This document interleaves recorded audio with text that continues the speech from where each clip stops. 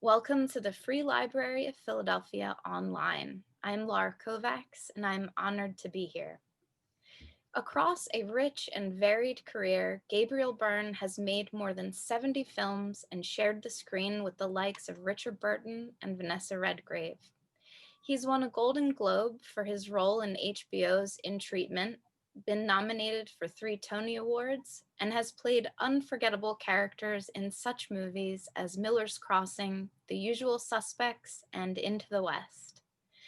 A Washington Post review of his new memoir, Walking with Ghosts, notes that he has the mark of a real writer, a born storyteller with a poet's ear, saying his work dazzles with unflinching honesty as it celebrates the exuberance of being alive to the world despite living through pain.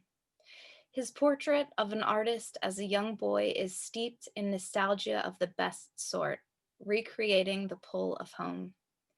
This evening, he will be joined in conversation with musician and novelist Wesley Stace. And now the screen is all yours. Gabriel Byrne, welcome to Virtual Philadelphia.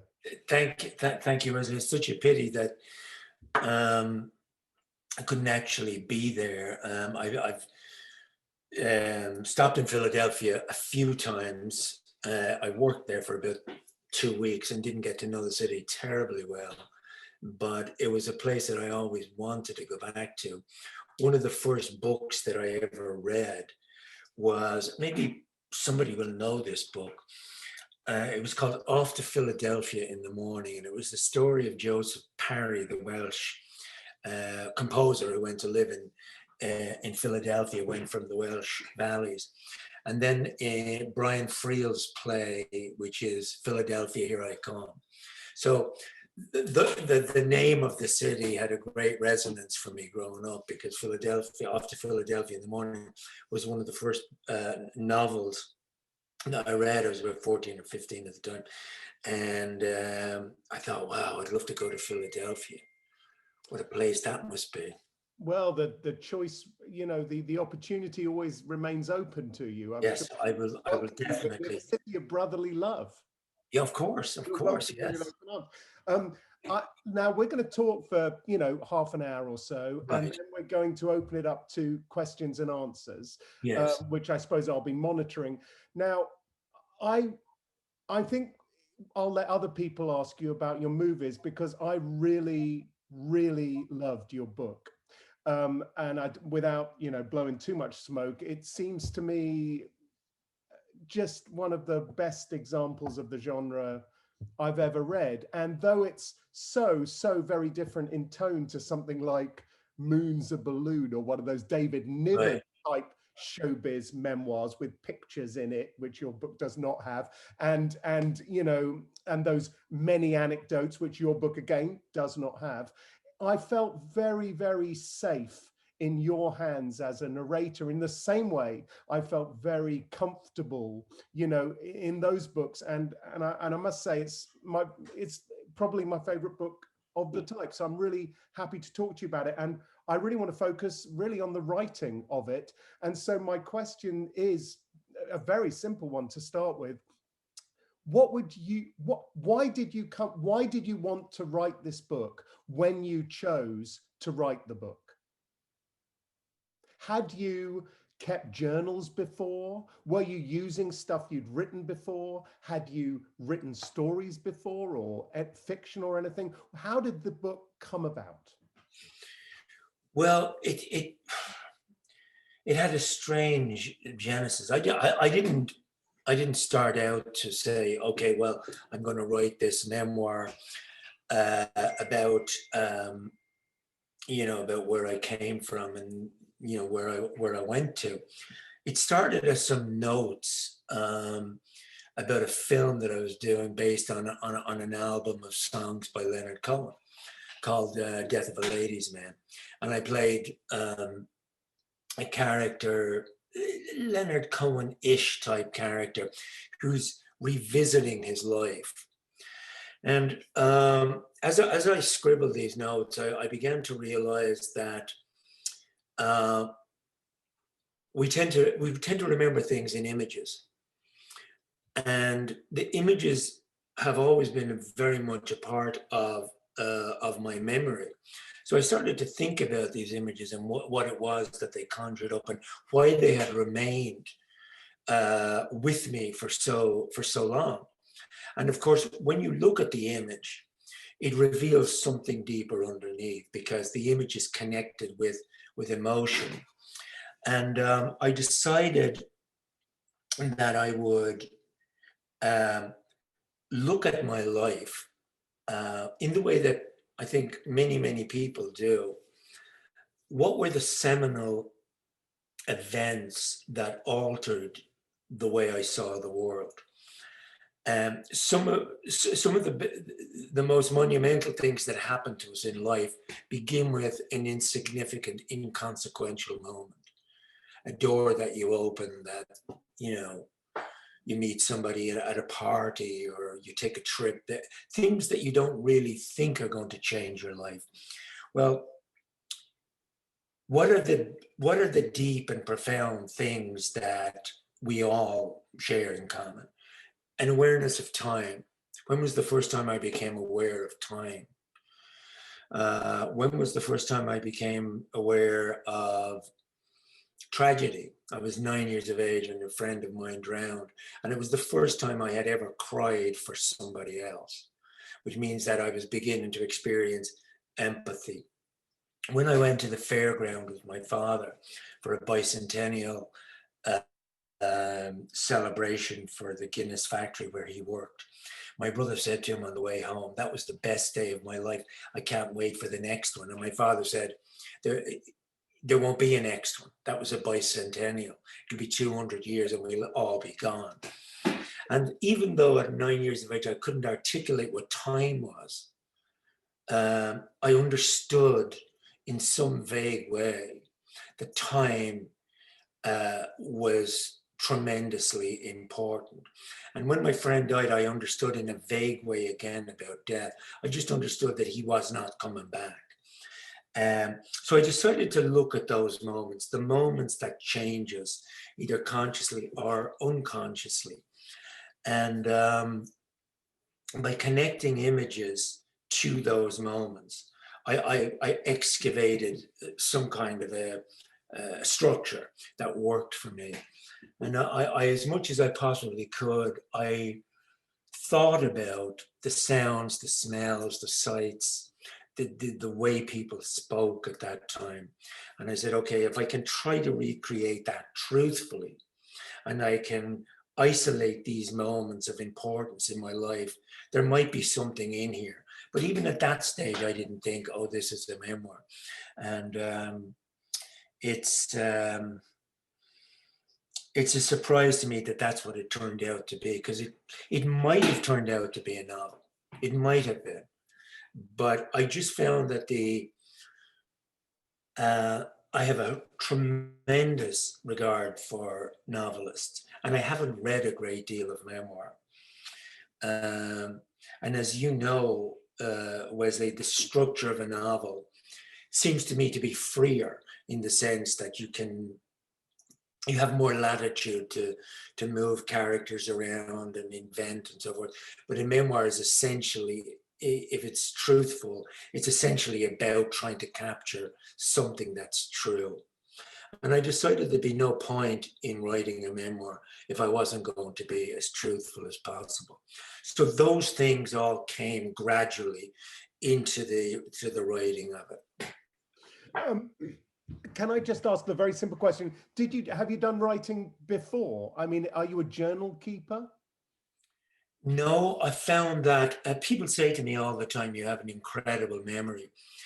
And I never really thought very much about that, because I thought everybody had an incredible memory. But I think when you're a child, you are open to experience in a way that you're not later on in life. We get so used to things that we tend to remember only the significant things in life that are happening. It's one of the things people talk about during COVID. You know, they say all the days are they're just melting one into the other. I think sometimes the reason for that is because nothing of import is actually happening day to day when you're living such a prescribed it's just prescribed routine. I think I've lost my train of thought now. What was I saying? Well, go ahead. Well, so I was asking really about, if you kept journals and stuff like Oh, that. yes. Does that push you to remember what you were going to say, or shall I ask away? No, yes, it does. No, I've never kept journals, but I do have this. I think pretty, strong memory for the events of my life, and I do tend to think about them. So they're always kind of fresh in my mind, and if something slightly out of the ordinary happens, it goes into some repository. And James Joyce said once, somebody asked him how he wrote, and he said, well, I lower the bucket into the well of the unconscious, and whatever comes up, that's what I start writing about. What kind of amazed me was the amount of stuff that's in the unconscious that we don't actually often get in touch with until we start to write it down, whether it's in a journal or in a work. You think, God, where did that come from? How did I remember that piece of information? So I have a good memory, no journals. Music, funnily enough, brings back a great deal to me. Well, actually, since you just mentioned music, and I like to free associate as well as ask any questions. Yes, sure.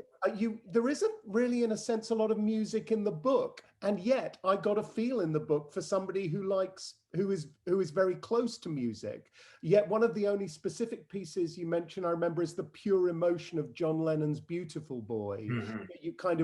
You play yourself. I think in the book you remember to bring yourself back to kind of, or perhaps to calm you down in a moment of stage fright. Tell us about the particular emotion of that song or music in general, because it seems a very musical book to me. Well, that's an interesting observation, Wesley, because I first of all wrote it in free verse because I wanted to know what the rhythms of it were.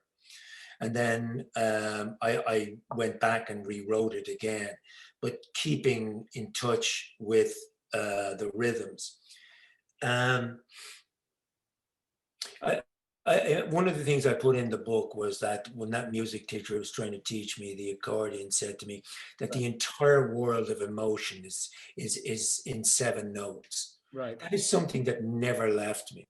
Whether it's Irish Victorian music, or whether it's the Beatles, or whether it's Mario Lanza, it doesn't matter. Or Bach.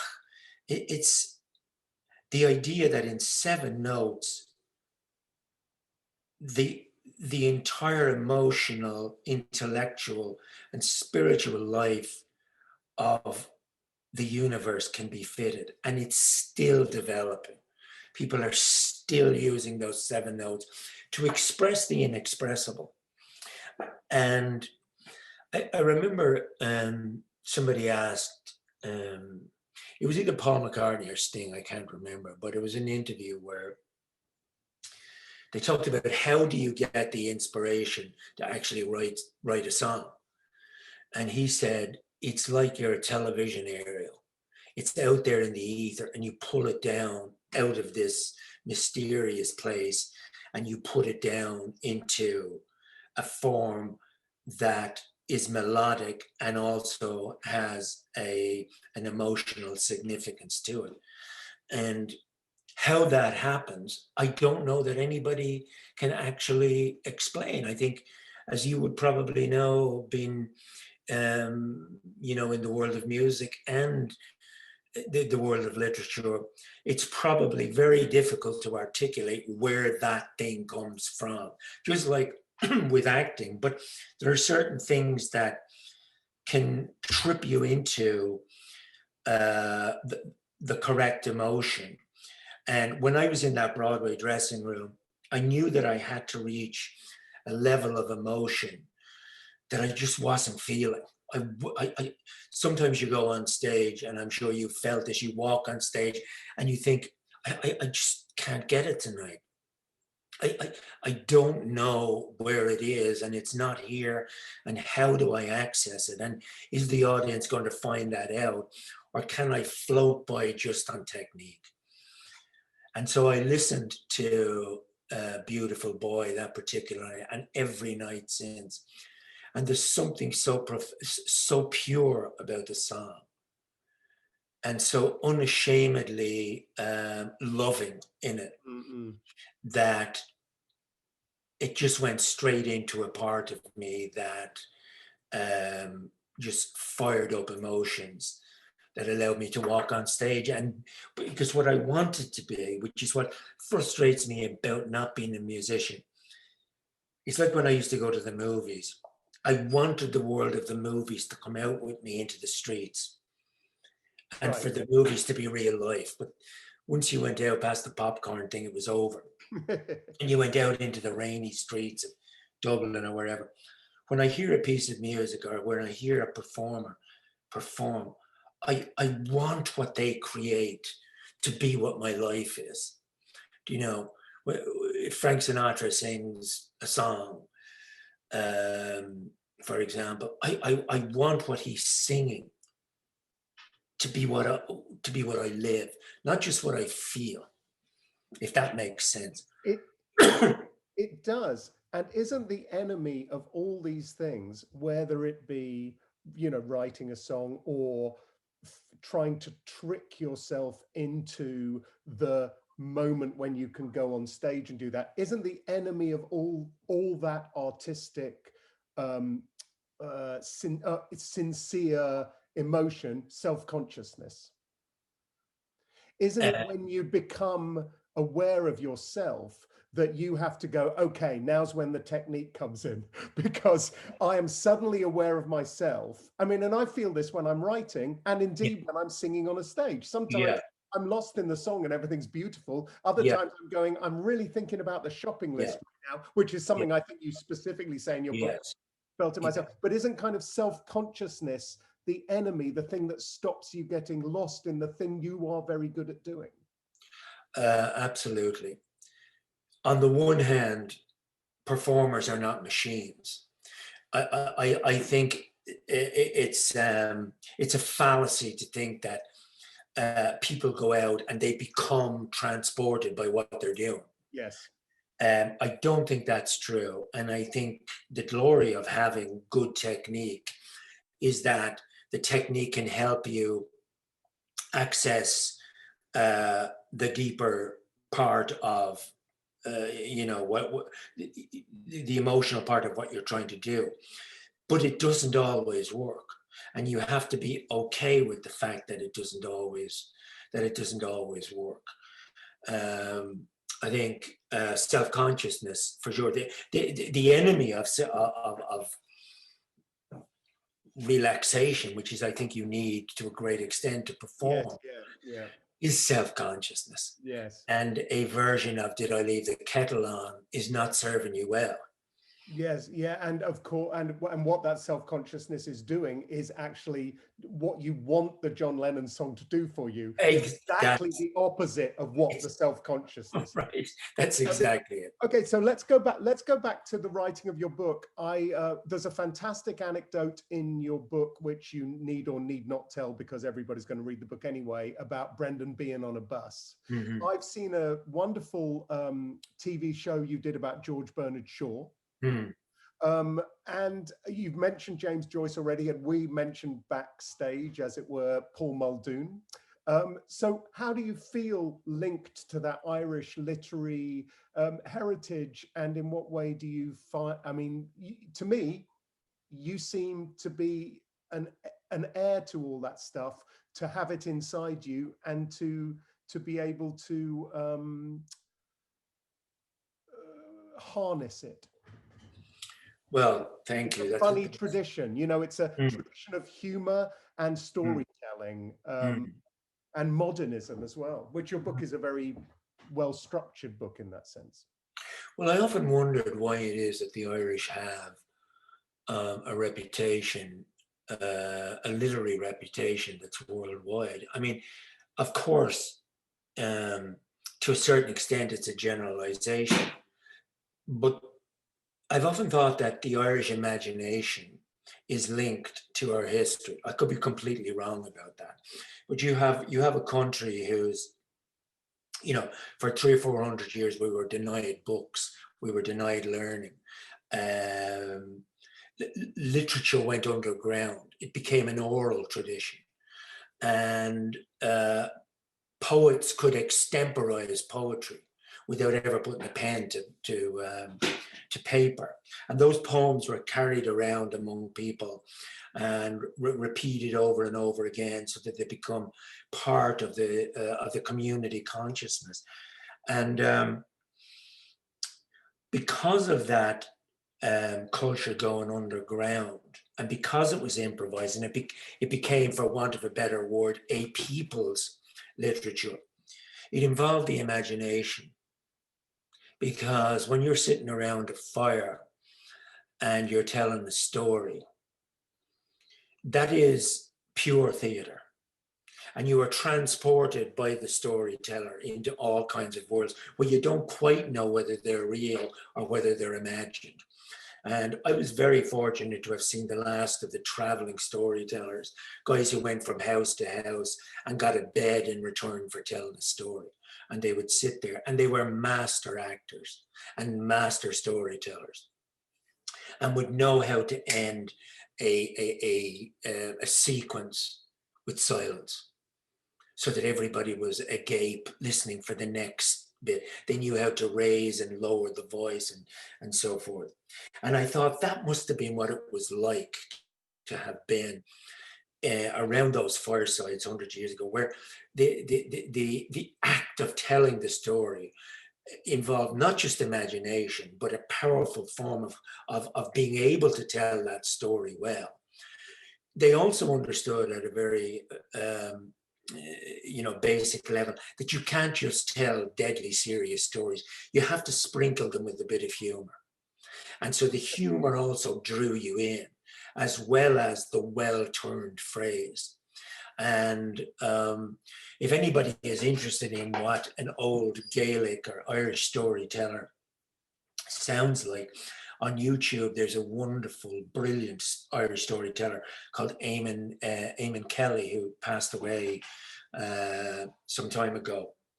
But he was a direct link with that world of storytelling. And the stories he told were fantastical, funny, satirical, and subversive, all in the same story. And he had a charming way of presenting it. So there was tremendous respect in Ireland, I suppose, because of the fact that books were not available. Tremendous respect for learning, tremendous respect for literature. And for example, the word poet in Gaelic is fila, which means a seer. The respect for the poet was somebody who could see into the future and see into the past.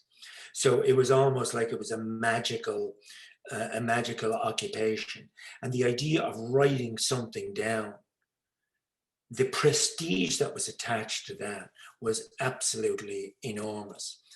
And so it's hard to believe that out of one small country, when the entire country was speaking Gaelic up to 150 years ago, more or less, produced through the collision of English and Irish, Oscar Wilde, George Bernard Shaw, Sean O'Casey, James Joyce, William Butler Yeats, Samuel Beckett, Flann O'Brien, Seamus Heaney. I mean, it's an astonishing roll call, not to mention Brendan Behan, and a lot of writers who never got their full recognition. Edna O'Brien, John McGarn, so many. But that is an incredible roll call of people who have written and expressed themselves through the spoken word for a country that didn't have access to the spoken word for so long, for the written word, I mean, for so long. Yeah, and of course, and not forgetting Lawrence Stern, who I always like to Lawrence Stern shove in there as an early. right. It's a beautiful answer to my question, that, because while acknowledging that literary tradition that the literary people know about, what I love about your answer there is that the storytelling tradition of Eamon Kelly, was he called? Eamon Kelly, yes. Yeah, Eamon Kelly. That is what your book does for me. It's a heavy book, Gabriel. It's a pretty heavy book. It's about issues. It's about issues you have. It's about dramatic parts of your life. You don't belabor, for example, your alcoholism, which other people might make a bigger feature of in the book. You managed to somehow, and I think brilliantly, get it into a pretty short chapter with one or two very key moments, and then you're able to say, I haven't drunk in 20 years. But there's a leavening of these very heavy moments, the death of your friend by drowning, the possible abuse, all these things, with humor that is on. And when you're telling me about that storyteller, that really to me seems the literary heritage that you might be harnessing even more than the written one, in a certain sense. That's interesting. I never actually thought about that, but in respect of those amazing men that I just mentioned, those writers, I think what they all had in common, whether it was Beckett or Oscar Wilde, they all had humor in common. There's no way that you could read Waiting for Godot and say that's not a funny play.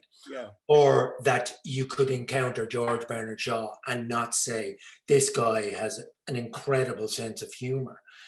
I don't know what it is. It is, again, is it the Irish capacity to laugh in the face of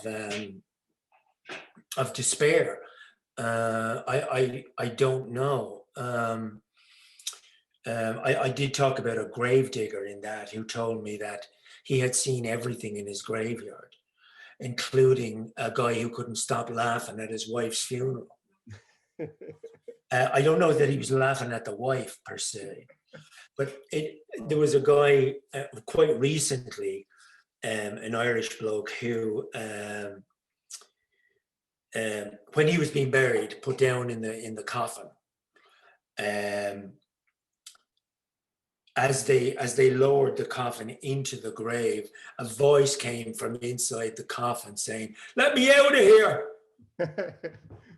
And what he had done was he had with his mate put a tape recording in the coffin. So what he wanted to do, just as he was going down into the ground for the last time, was to give everybody who was there a good laugh. A little grave humor. A grave humor, yeah.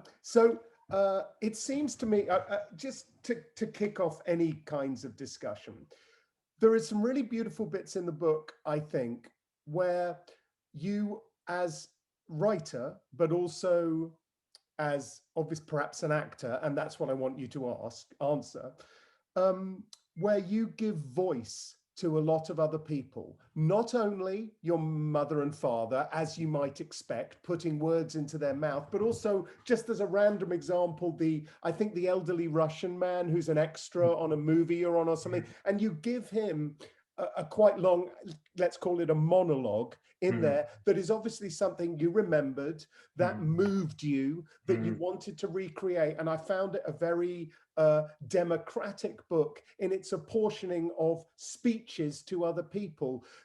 Just tell us about that, because I thought that was a really great aspect of the book. Well, thank you. And I think that was something I was pretty conscious about, because I'm a great,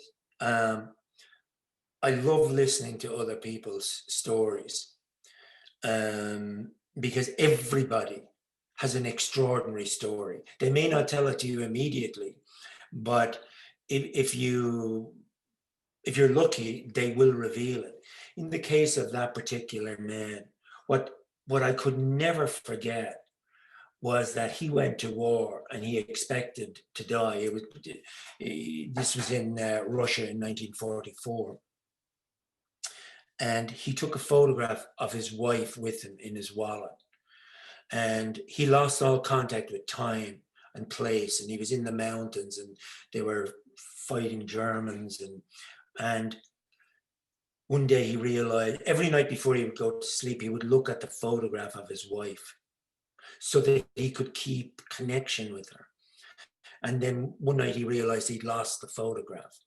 So what he had to do was imagine his wife. And so the imagination became more powerful than the actual picture itself. So when he was freed from this place where time and time meant nothing, they were told one day randomly the war was over, and he made his way back to the village that he had lived in. And he arrived there at 5 o'clock in the morning, just as dawn was coming up. And he saw the house that he had left however long ago. And he wondered even if his wife and children would be alive. So he came down and he walked up the garden path and he stood outside the window because he couldn't bear to go in. And the wife came to the window and she looked out. And she thought that what she was seeing was a ghost. And he thought he was still dreaming.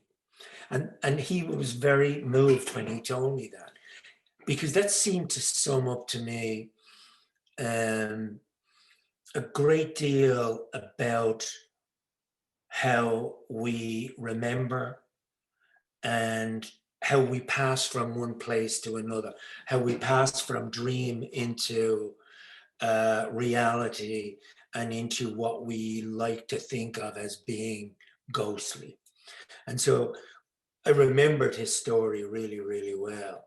And what he said that really moved me was that they just kept looking at each other. She kept looking through the window and he kept looking in, and they couldn't bear to move because she thought if she moved, the ghost of her husband would go, and he thought that if he moved, the dream of his wife would vanish. And that to me seemed to be an incredibly powerful moment, because I couldn't put my finger on it, but I felt like I'd lived that experience many times myself. And that's why I put it in the book, because the book is actually, yes, it is about time and it's about the past and it's about memory, but it's also about dream and what our notion of what a ghost is.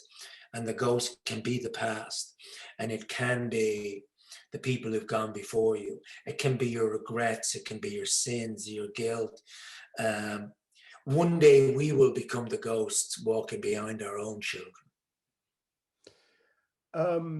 That is very interesting. And what it made me also think of was that in that moment there, what you also have a kind of parable of storytelling, that the story's in the middle and it might be one person's dream, and another person might be haunted by it, as it were, and that the story is a thing that's right in the middle and is, by the writer, a kind of contrived, it's a contrivance. Yes. In the yes. sense that what he was telling you was a remembered, and it, not to diminish his amazing memory, but of course he, in a sense, made it into that memory.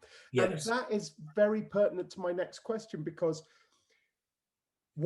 there are bits in the book that are, I've just got to find my little note on this. Yeah, there's a way you draw threads together that I want to know how, whether it happened during the writing, whether it's something you went into the writing with, whether it's something you discovered during the writing, or whether it's something you edited later. For example, there is an incredible little chapter where you seem to draw together an initial urge to be an actor and later alcoholism and the church, all in one crazy scene, really, where you're kind of, explain the scene and then address in some way, if you like, that whether that is something you came up with later to bind it all together, something you went in thinking that's where it's all from, or etc.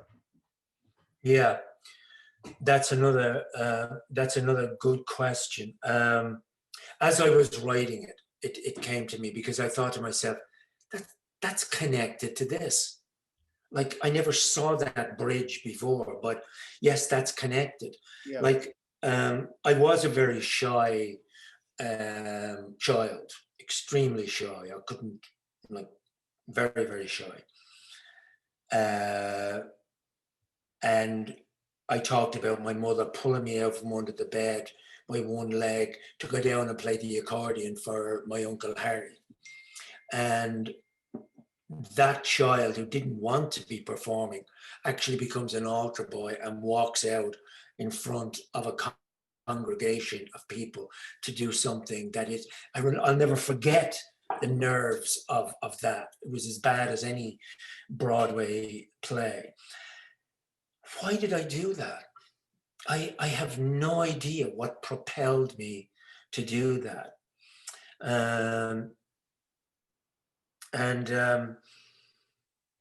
I drank the altar wine at the behest of this other kid who used to drink altar wine liberally after every mass, and he said, "Oh, you should get some of this stuff into you. It's great. It's good for getting you out, but it's not great wine." And how he knew at 10 it wasn't great wine, I don't know, but he knew it was junk wine from a place that in the city that the priests used to drink.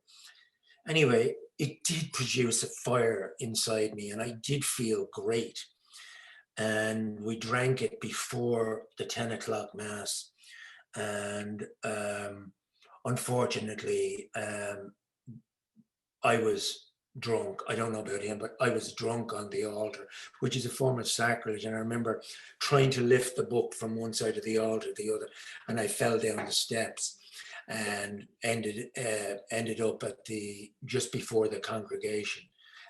A most shameful thing to happen. But when I was doing that, I thought to myself, oh, well, I'll just talk about being an altar boy. And what came out of it was acting. You're an altar boy, you're acting.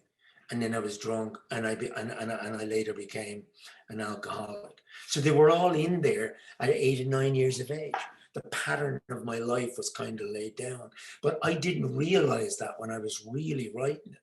It was only afterwards I thought, in our lives, if we look at them, so many things are connected that we don't actually realize when we recount our lives. Like if your son or your daughter or your wife or lover says to you, tell us about yourself. You'll tell, but do you see the connections? Do you say, well, I should have known at 8 years of age that that was going to happen to me? There's a part of me that didn't want to be an altar boy. There's a part of me that didn't want to be an actor. And there's for sure a part of me that did not want to be an alcoholic. But why that happened to this day, I still don't know. And it sits together. I mean, it's funny you say that. I have a friend who was an actor, and he stopped acting, as some people have to do, and he became a priest and an undertaker. And they're the most on show. If you're not going to be an actor, who wouldn't be an undertaker or a priest? Because you're playing a part in front of a lot of people, and it's got to be very dignified, not drunk on the altar wine, obviously. Well, Laurence Olivier's father was a minister in the Church of England. Bergman's father was a pastor in Sweden. And of course, a man standing up there with an entire captive audience. Yeah. And some of them were brilliant at what they did. some of them were dreadfully boring. And the audience knew it, the congregation knew, and say, oh, Jesus, not this guy. And he'd be going on for hours about something. And then there were other guys who stood up and you say, God, he was, that guy was, people come out like rating the performances of the priests. And those guys, don't tell me those guys wouldn't have been happy to have been, you know, playing Hamlet or King Lear or whatever. And so there is a connection between the church and the theatre, a very obvious one. The congregation, the audience, the ritual of the mass, the ritual of the play. And I think the religion, the Catholic religion that I was brought up in, apart from all the awful things that it inculcated, it played to your imagination as well in a fantastic way. And so I loved it from that point of view. I didn't like a great deal else about it, but I loved the ritual. I loved the music of it. I loved where it was like a very benign fairy tale. There was no bad end in it unless you went to hell, but you kind of ignored that part of it. But yeah, it was tremendously, for a young kid, it really sparked my imagination. That and the movies and the theatre. And that theatre that my mother took me to, where there was a back alleyway, and Judy Garland sang from her balcony to the theatre goers beneath.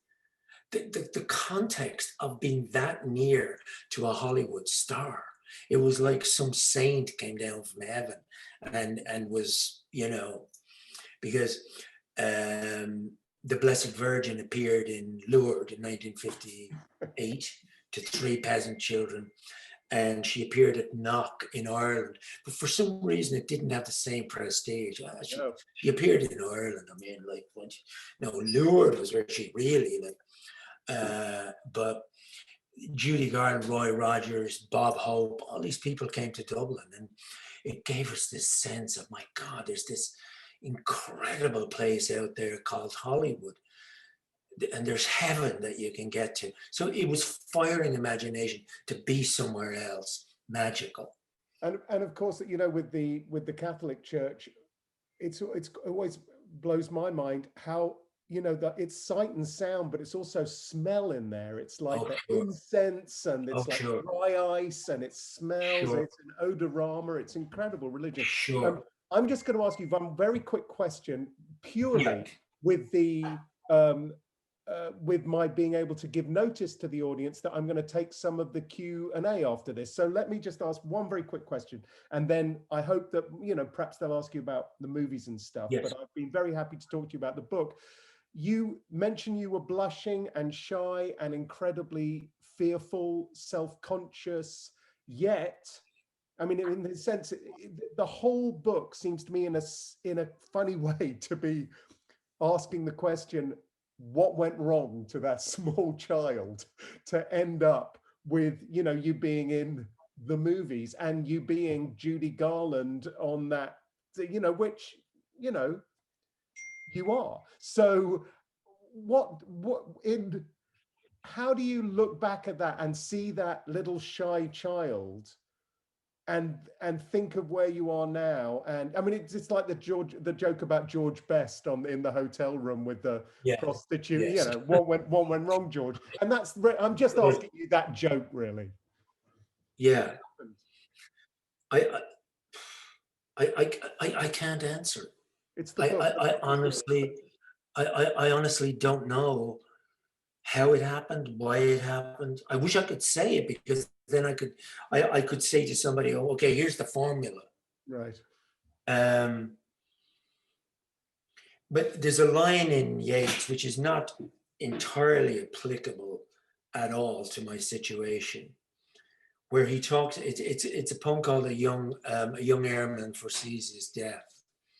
And he talks about, he's addressing the young pilot who dies, and he talks about what I can't remember the exact line now, but what earthly instinct drove to this tumult in the sky? What was it that made you want to do this? Yeats doesn't answer it. But at the beginning of the poem, he says, I belong here. I don't belong in other places. Kiltartan is my country. Kiltartan people are my people. Why am I here? Why am I in this airplane? Why? I think if we all look at ourselves and we say, how did I end up here? Why am I married to this woman? Why am I living in this house? Why am I doing this job? Why am I regretful? Why am I hopeful? Why do those things that dictate the life that we live, how did they happen? And that's really why I started to keep going, to try to find out how it happened. And here's the end of it, Wesley, is that I don't know how it happened. I don't know why it happened. I can't reconcile the child being pulled out from under the bed, badly playing the accordion. I can't reconcile who I am as a, for want of a better word, somebody who's well known, though I don't think of myself in that way at all. Life for me is still a battle against my insecurities and my fears and my doubts, but less so, ironically, as life goes on, less so. It doesn't matter so much anymore. If you forget your lines, or you go out on stage and you're singing a song and you can't quite hit it and you just get, it doesn't matter that much. And whereas before, it always seemed to be life and death. The end. And is it in fact, as one gets a bit older, that one can finally admit that in the end, there isn't some big kind of teleological end in sight. It's just all chance. So many of those things that, of course, it's upbringing and it's educating, a million things, but we can't control any of the things really in the end. I think that's a really profound observation and lesson, because my theory is that we live in a world of chaos, and that what we impose on that chaos is order, whether it's laws, whether it's religion, whether it's morality. And what we don't understand is that the world is not an ordered place. It's essentially chaotic. So that when something happens that is chaotic, we say, how the hell did that happen? Where did it? The reality is that chaos is the norm, not normal. Yes. So is it destiny? Is it preordained? No, I believe that we're all accidents and nothing is preordained. And there is no guarantee of resolution or fairness or justice or reward for a just life. There isn't. But that's okay, because that's what life is.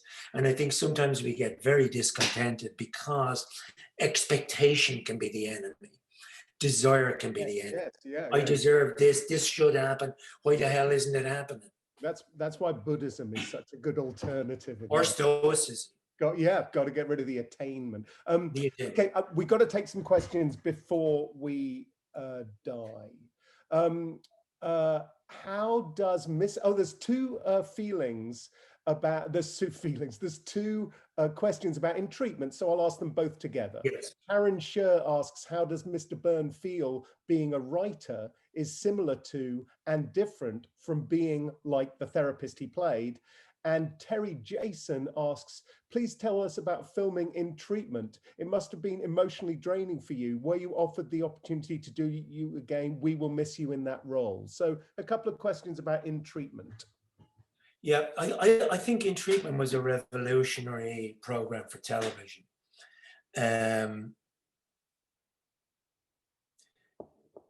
So many TV programs and films concentrate on action and sensation, and very little in terms of, I'm not talking about everything, but a lot of what happens in those, in film and television, it's not about the complexity of human behavior.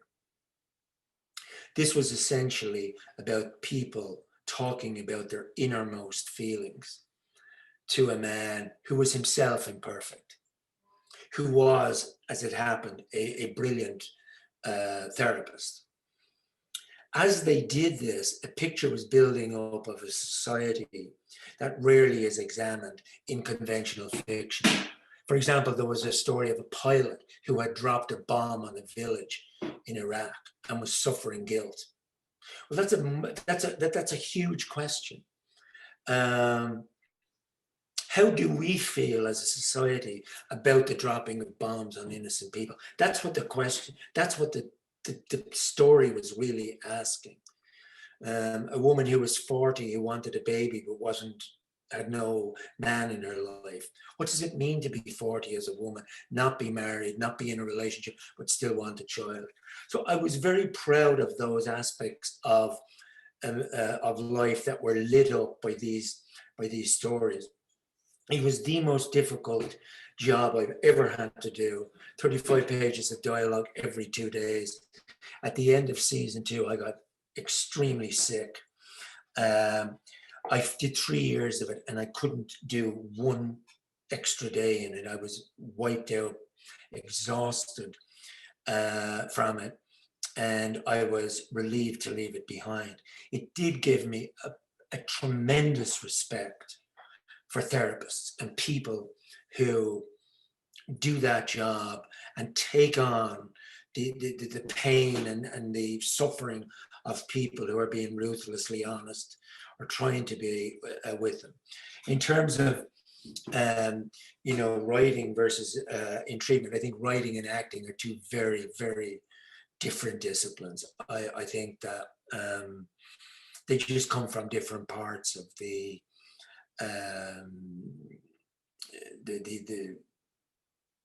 artists, wherever that place is that stuff comes out of. It's just very different. It's very difficult to take a writer and say, okay, I want you to do Hamlet. Yeah. Very difficult. Or even singers to say, okay, can you do Lear? Forget the next album, do Lear instead. And very few, actors make it into being writing. And that's why I was extremely nervous about doing it, because what I didn't want was people to say, oh, Jason, here comes your man doing a thing about, I did this movie and I worked with that person and so forth. And that's my job. It's like saying to a plumber, tell us about all the great plumbers you've worked with and tell us about all the best sinks you put in. Well, what I wanted to do was to try to put down the plumber's inner life, if you know what I mean. Well, when I put out my first novel, I went to the great trouble of getting rid of my stage name and using my real name, because it That's right. Yeah, of course. 7 years. I didn't want anybody to think it was something I'd. Just tell us, given all the kind of acting is a technique, and you've been studying, you've been at it for many years. What's a piece of work that when you think of it, rather than thinking, oh, I was ill during that, or that was difficult, or that I did that for the money, or whatever it is, I'm not imputing anything to your thought process. What is something that you look back at and feel really happy about? Like, that was a really great thing to be involved in and I acquitted myself nicely. And it could be something nobody's ever heard of, or it could be Usual Suspects. That's the thing about movies, is that I think I did a lot of films that never really saw the light of day for many reasons. I've always tried to choose carefully.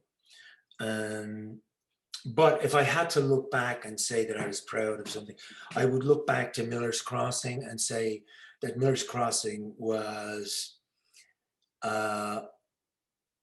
a very powerful depiction of, it was a great gangster film, but it was a very literate gangster film based on, Chandler-esque kind of characters. I think it's a really good film. Usual Suspects is something that became very well known, but I think I've done better performances in other things.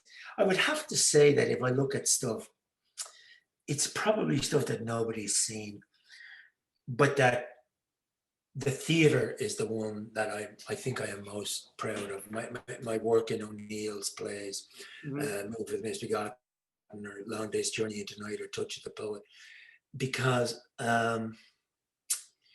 they are really tough plays to do. And they require every inch of and every ounce of everything that you have to give. And I think that being in a place where you're on stage and there's complete silence, and not the silence of people saying, when is this thing going to be over, but the silence of absolute rapt attention. And that you realize that what you're doing is you're channeling O'Neill's words for these people, and that you're part of the process. I would say the theatre, Miller's Crossing, In Treatment, and about 5 or 6 other movies, and that's as good as it gets for most actors. Because if you look at any of the actors and you look at their careers, you'll say there's about 4, 5, 8, 10 films there that are great, and there's a lot that are not great. And it happens to directors too, and it happens to writers. It's very hard to keep, reinventing, being, well, it just is. Miller's Crossing, nobody's interested in this but me and possibly you, but I have a song on my 3rd album called The Original Miss Jesus that's taken from a line in Miller's Crossing. Right. Let's make this the last question, because I think it's taken up enough of your time, but it's a lovely question. Are there, Terry Alter asks, what are some plays you'd like to work in now in the near future? And I would like to spread that out a little more generally, say, is there anything in the world of acting that you would fancy doing that you have not yet done? I mean, in other words, are there ambitions left for you of a artistic nature as opposed to a professional nature? Well, that's another interesting question, because when you get to a certain age, I mean, there's no point in me regretting that, I can't do Hamlet. Though Richard Harris did play Hamlet when he was 50. And even he said, Jesus, how did anybody pay in to see that? But for an older actor, there's Lear. There's not really that much. I never had any ambition to play any particular role. There were a couple of ones when I was younger that I was sorry I didn't get a chance to play. Like I'd love to have done Wuthering Heights. I think I could have brought something to Heathcliff, but nothing in the way of ambition. I know this sounds a little bit out of character, but I'm going to do a comedy. And when I began my career in Dublin, I essentially played comedy roles. I did a lot of comedy. And so when I started doing serious roles, people couldn't believe it. Now people can't believe that I did comedy, because they just won't give me the chance to do that. But it's a play, so I'm going to do it. But I have to say that I'm a bit more excited now about the idea of being in charge of the page and sitting down and saying, well, let's see if this works. Understanding that writing is really hard. It's a difficult thing to do in a way that acting isn't. But at the same time, there's tremendous freedom in it. There's tremendous scope and latitude for expression. And so I'm working on a novel at the moment. Oh, I was going to say that I did see a novel in your future. Yeah, well, thank you. Yeah. And it's about the notion of home, and it's about the immigrant experience. And on a broader level, I think it's one of the themes that hasn't really been examined. How to exist when you're from one place in another place? What does that do to you as a person? What's that experience like? Because I think that so many countries, so many cultures know what that is. And as a young Catholic boy, we were always taught that we were exiles in this world and that our true home was heaven. So one more thing that the church realized is our universal longing for real home. What I'm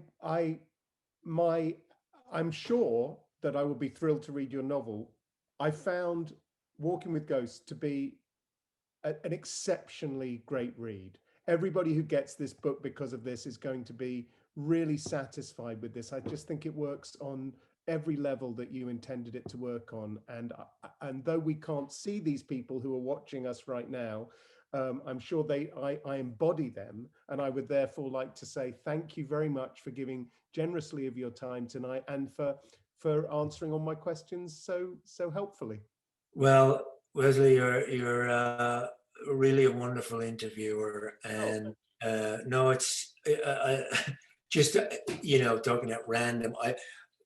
I've done chat shows with major chat show guys, and before they go on, they're handed a couple of sheets of questions, which they ask you one question, and while you're answering, they're looking down to see what the next question is. I've done Or you say something like, you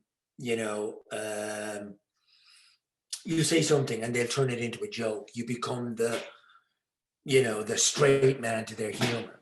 They're not listening. Yeah. And they're not prepared. You'd be amazed at the amount of people that don't listen and are not prepared. And it's been, for me, first of all, thank you for inviting me on. And secondly, for paying such respect to the book and to the writing, because it's to the writing that really, really makes me feel, honored that, that it reached you in that way.